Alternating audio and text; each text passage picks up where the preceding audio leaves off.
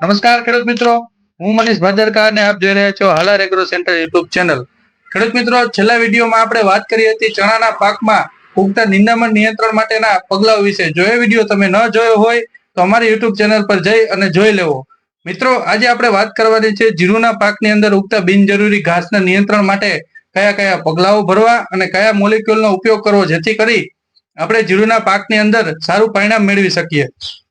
જો ખેડૂત મિત્રો આ વિડીયો આપને સારો લાગે તો લાઈક અને શેર કરવાનું ભૂલતા નહીં. જો તમે આ ચેનલ પર નવા હોવ તો ચેનલને સબસ્ક્રાઇબ કરવાનું ભૂલતા નહીં, કારણ કે અમારી ચેનલ પર ખેતીને લગતા અવનવા વિડીયો અમે મૂકતા રહેતા હોઈએ છીએ.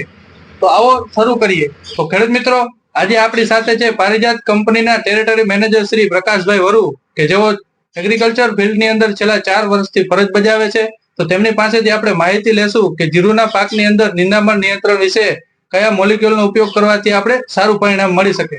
નમસ્કાર ખેડૂત મિત્રો, મારું નામ છે Prakash Varu, BSc agriculture and MBA agri business from Junagadh agriculture university. મિત્રો, હાલમાં હું પારિજાત ઇન્ડસ્ટ્રીઝ ઇન્ડિયા પ્રાઇવેટ લિમિટેડમાં ટેરેટરી મેનેજર તરીકે જામનગર અને દ્વારકા એરિયામાં ફરજ બજાવું છું અને છેલ્લા 4 વર્ષથી આપણી એગ્રીકલ્ચર ફિલ્ડ સાથે સંકળાયેલો છું. મિત્રો, પારિજાત કંપનીનો હું તમને પરિચય આપું તો પારિજાત કંપની 2008 થી ખેડૂતોની સેવામાં કાર્યરત છે અને પોતાના અવનવા ઉત્પાદનો દ્વારા ખેડૂતોની સમસ્યાઓનું સમાધાન આપતી જ હોય છે. એ જ રીતે મિત્રો, ગયા વર્ષે કંપનીએ રફાજ નામની એક દવા લોન્ચ કરી છે. જેમ આપણે મનીષભાઈએ વાત કરી કે જીરુના પાકમાં નિંદામણ એક મોટી સમસ્યા રહે છે. મિત્રો, કે જીરુના પાકમાં જો નિંદામણનો યોગ્ય અવસ્થાએ કંટ્રોલ કરવામાં ન આવે તો એ આશરે 45% જેટલું નુકસાન કરી શકે છે.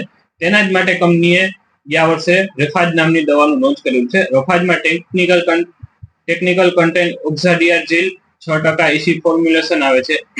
મિત્રો, તેનો વાપરવાનો સમય જીરું ઉગ્યાના 12 થી 15 દિવસ પછી તેનો વપરાશ કરી શકાય છે અને તેનું માત્રા રાખવામાં આવે છે 250 થી 300 મિલી પ્રતિ એકર.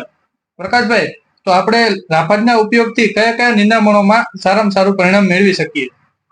રફાજથી મુખ્યત્વે ગોળ પાનના નિંદામણ જેવા કે કણજરો, તાંદળજો, લૂણી અને લાંબા પાનના ખડમાં ડુંગરો જેવા નિંદામણોનું કંટ્રોલ જોવા મળે છે. તો પ્રકાશભાઈ, રફાજ વાપરતી વખતે આપણે કઈ કઈ સાવચેતીઓ રાખવી જરૂરી છે? મનીષભાઈ, મુખ્યત્વે કોઈ પણ નિંદામણ નાશક હોય એને વાપરતી વખતે 2-4 વસ્તુઓનું કાળજી લેવાની હોય છે. જેમાં મુખ્યત્વે એક તો જે કંપનીની ભલામણ છે એટલી જ માત્રાથી એનો ઉપયોગ કરવો, જમીનમાં પૂરતો ભેજ હોવો જોઈએ અને ખાસ કરીને કોઈ પણ નિંદામણ નાશકનો તમે સ્પ્રે કરો ત્યારે પટ્ટા નોઝલનો ઉપયોગ કરવો અને નિંદામણની અવસ્થા 2 થી 4 પાનની હોય તો તમને એનું સચોટ અને પૂરતા પ્રમાણમાં રિઝલ્ટ મળે છે. ખૂબ ખૂબ આભાર પ્રકાશભાઈ. ખેડૂત મિત્રો, જો આ વિડીયો આપને ગમે તો લાઈક અને શેર કરવાનું ભૂલતા નહીં. ફરી મળીશું કોઈ નવા ટોપિક સાથે. આભાર. જય હિન્દ મિત્રો.